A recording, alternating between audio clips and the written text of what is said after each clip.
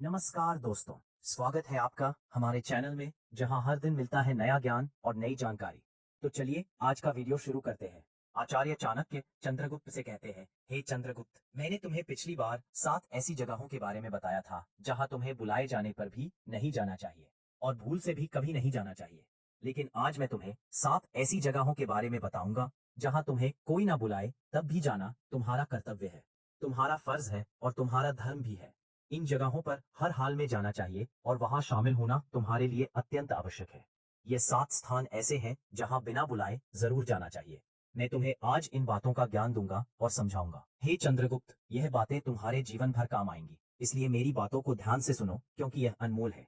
नमस्ते दोस्तों, दिन इंस्पायर्ड यूट्यूब चैनल में आपका हार्दिक स्वागत है। मैं हर दिन आपके लिए चाणक्य नीति और जीवन नीति के आधार पर प्रेरणादायक और ज्ञानवर्धक बातें लेकर आता हूँ। यदि आपको हमारी यह वीडियो पसंद आए तो सबसे पहले कमेंट बॉक्स में चाणक्य नीति लिखें और हमारे चैनल को जरूर सब्सक्राइब करें ताकि हमारी हर नई वीडियो सबसे पहले आप तक पहुंचे। साथ ही बेल आइकन दबाना ना भूलें। तो चलिए आज की वीडियो की शुरुआत करते हैं। पहली जगह, भाई या मित्र की पुत्री का विवाह। हे चंद्रगुप्त, तुम्हें पता है भाई और मित्र दोनों ही जीवन में अपने होते हैं। भाई तो जन्म से रक्त के बंधन से तुम्हारे साथ जुड़ा होता है, लेकिन मित्र वह है जिसे तुम अपने आचरण, अपने व्यवहार और अपने स्नेह से अपना बनाते हो। यही कारण है कि मित्रता का बंधन कई बार रक्त संबंधों से भी अधिक गहरा और स्थायी हो जाता है। अब सोचो, जब भाई या मित्र की पुत्री का विवाह हो रहा हो, तब क्या यह उचित है कि तुम वहां ना जाओ, चाहे उन्होंने निमंत्रण भेजा हो या नहीं?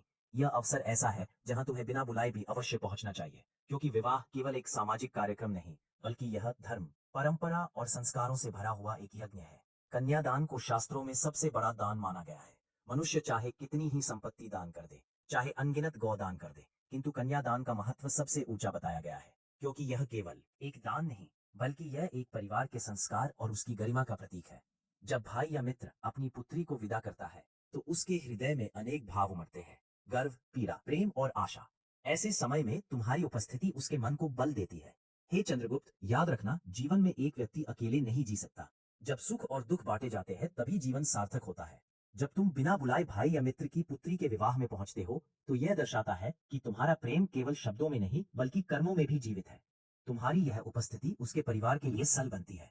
सोचो, यदि किसी कारण से तुम्हारा और मित्र का संवाद बंद हो गया हो या भाई से दूरी हो गई हो, तो क्या इसका अर्थ यह है कि तुम उनके सबसे बड़े अवसर में भी अनुपस्थित रहो? नहीं, बिल्कुल नहीं। उस क्षण सारे मतभेद भुलाकर तुम्हें वहां पहुंचना चाहिए, क्योंकि पुत्री का विवाह केवल उसका नहीं बल्कि पूरे परिवार का और समाज का उत्सव होता है, एक स्नेह और विश्वास का प्रतीक।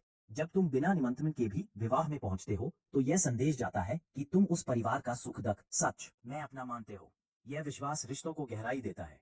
समाज में भी यह देखा जाता है कि कौन व्यक्ति निस्वार्थ भाव से दूसरों के साथ खड़ा है। दो सामाजिक एकता का संदेश। विवाह केवल दो व्यक्तियों का नहीं बल्कि दो परिवारों का मिलन होता है। जब तुम वहां पहुंचते हो, तो यह सामाजिक एकता को मजबूत करता है।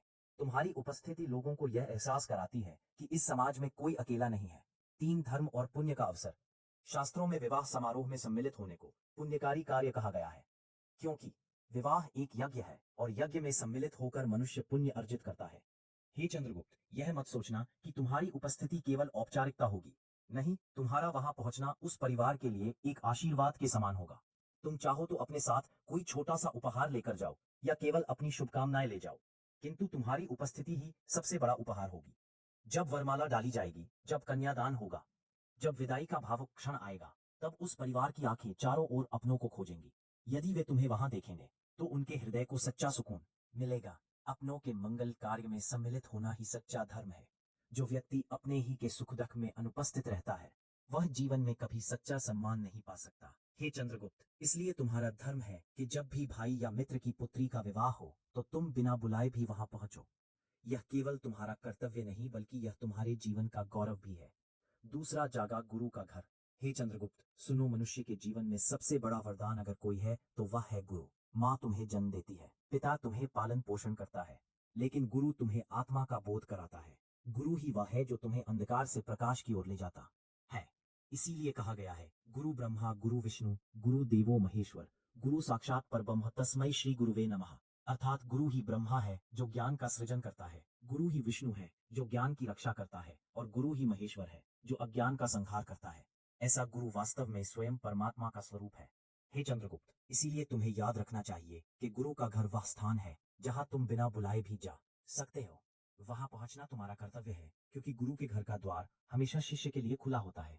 गुरु का घर केवल चार दीवारों का मकान नहीं है, वह ज्ञान का मंदिर है, वह पवित्र तीर्थ है, वह स्थान है जहाँ बैठकर शिष्य के जीवन में नए संस्कार, नए विचार और नई दिशा का संचार होता है। गुरु का घर वह स्थान है जहाँ तुम्हें केवल शास्त्रों की बातें नहीं सिखाई जाती, बल्कि जीवन जीने का तरीका सिखाया जाता है। तुम्हें केवल पुस्तकों का ज्ञान नहीं मिलता, बल्कि व्यवहार और आचरण का ज्ञान भी मिलता है।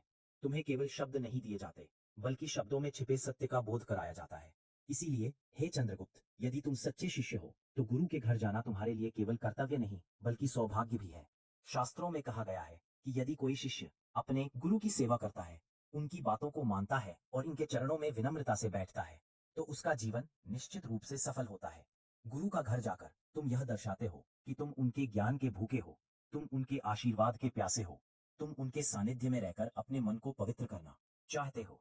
बिना बुलाए गुरु के घर जाना यह बताता है कि तुम्हारा उनसे रिश्ता केवल औपचारिक नहीं बल्कि आत्मिक है। चंद्रगुप्त, क्या तुम जानते हो कि तुम्हारी सफलता का मूल कारण क्या था? वह तुम्हारी वीरता नहीं, ना ही केवल तुम्हारा पुरुषार्थ, बल्कि तुम्हारा गुरु के प्रति समर्पण था। तुम जब छोटे थे, तुम्हें अपने जीवन की कोई दिशा नहीं थी, तुम केवल एक साधारण बालक थे।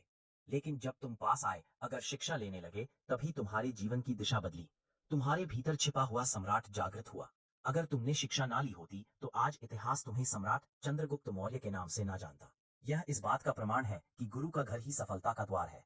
गुरु का घर नियमित रूप से जाना शिष्य के जीवन को नई दिशा देता है। वहां से मिली शिक्षा केवल पुस्तकों तक सीमित नहीं होती, बल्कि जीवन के हर निर्णय में सहायक बनती है। गुरु के प्रति सम्मान और कृतज्ञता व्यक्त करना शिष्य का धर्म है। गुरु का घर जाकर उनके चरणों में बैठना यह दर्शाता है कि तुम उनके उपकारों को समझते हो। गुरु का घर केवल भौतिक ज्ञान नहीं, बल्कि आध्यात्मिक शांति और आत्मबोध भी देता है। जब शिष्य गुरु के घर बैठता है, तो उसका मन शुद्ध होता है और उसका आत्मा प्रकाशमान होती है। चंद्रगुप्त, जब भी तुम गुरु के घर जाओ, तो विनम्रता और श्रद्धा के साथ जाओ, खाली हाथ मत जाना। चाहे कोई साधारण सी वस्तु ही हो, लेकिन गुरु को अर्पित करो। गुरु को वस्तु की आवश्यकता नहीं होती, पर तुम्हारे भाव की आवश्यकता होती है। गुरु के चरणों में बैठकर उनके वचनों को मन में उतारो। उनके घर में कोई कार्य करते समय सेवा भाव रखो। वही सेवा तुम्हारे लिए वरदान बनेगी। कहा जाता है कि एक शिष्य प्रतिदिन अपने गुरु के घर जाता था। कभी वह भोजन का दाना लेकर जाता, कभी जल का कलश। गुरु ने उससे पूछा, वत्स, तुम प्रतिदिन क्यों आते हो? क्या तुम्हें यहाँ विशेष शिक्षा मिलती है? शिष्य ने विनम्रता से उत्तर दिया, गुरुदेव, शिक्षा तो आप जब चाहे देते हैं, परंतु मैं आपके घर इसलिए आता हूँ कि मेरे मन को यह अनुभव हो कि मैं आपके पास हूँ, न आपके चरणों में बैठा हूँ। यह अनुभव ही मेरे लिए सबसे बड़ा ज्ञान है। गुरु ने उस शिष्य को आशीर्वाद दिया और कहा, वत्स, यह भाव ही तुम्हें जीवन में महान बनाएगा। हे चंद्रगुप्त, आचार्य चाणक्य कहते हैं, गुरु का स्थान देवताओं से भी श्रेष्ठ है। यदि जीवन में सही गुरु मिल जाए और शिष्य उसकी शरण में रहे, तो वह चाहे निर्धन हो, अनजान हो, वह भी एक दिन महान बनता है। तीसरी जगह सत्संग घर, जहाँ प्रभु का गुणगान हो रहा हो। आचार्य चाणक्य बोले, हे चंद्रगुप्त, जीवन में एक ऐसा स्थान है जहाँ कदम रखना कभी व्यर्थ नहीं जाता, और वह है सत्संग का घर। जहाँ प्रभु का भजन हो रहा हो, शास्त्रों का पाठ हो रहा हो, संत महात्माओं का संग हो रहा हो, वहां बिना बुलाए अवश्य जाना चाहिए। यह स्थान तुम्हारे मन, आत्मा और पूरे जीवन को नई दिशा देता है। सत्संग का अर्थ है सत्य का संग। जब तुम प्रभु के नाम, उनके भजन और उनकी कथाओं के बीच बैठते हो, तो तुम्हारे भीतर की मलिनता स्वयं धुलने लगती है। जिस प्रकार गंदे जल में डुबकी लगाने से शरीर अपवित्र होता है, उसी प्रकार सत्संग में बैठने से आत्मा पवित्र हो जाती है। शास्त्रों में कहा गया है, सत्संगत्व निसंगत्वम, निसंगत्वम निर्मोहत्वम, निर्मोहत्व निश्चल तत्वम, निश्चल तत्व जीवन मुक्ति। हन अर्थात सत्संग से मोह मिटता है, मोह मिटने से विवेक जागता है, विवेक से आत्मा स्थिर होती है और स्थिरता से मोक्ष की प्राप्ति होती है। हे चंद्रगुप्त, सत्संग केवल भजन कीर्तन सुनना नहीं है, यह आत्मा को दर्पण दिखाने जैसा है। वहां तुम दूसरों के अनुभव से सीखते हो, अपनी गलतियों को पहचानते हो और ईश्वर के प्रति प्रेम जागृत करते हो। सत्संग वह स्थान है जहां मनुष्य की दबी हुई भक्ति बाहर आती है। जैसे दीपक अंधकार को दूर करता है, वैसे ही सत्संग अज्ञान को मिटा देता है। जीवन में इसका सीधा प्रयोग यह है कि जब भी तुम्हारा मन अशांत हो, जब भी जीवन में मार्ग स्पष्ट ना हो, तुम्हें सत्संग में जाना चाहिए। वहां की वाणी, वहां के भजन और वहां का माहौल तुम्हें अंदर से बल देंगे। सत्संग में बिना बुलाए जाना तुम्हारी श्रद्धा और भक्ति का प्रमाण है। यह दिखाता है कि तुम्हारे मन में ईश्वर के प्रति प्रेम है। यह समाज को भी संदेश देता है कि तुम्हारा झुकाव धर्म और नीति की ओर है। सत्संग तुम्हें संयम, धैर्य और करुणा सिखाता है। और सबसे बड़ी बात यह है कि सत्संग तुम्हें यह याद दिलाता है कि यह संसार नश्वर है, परंतु ईश्वर शाश्वत है। चौथी जगह माता पिता का घर।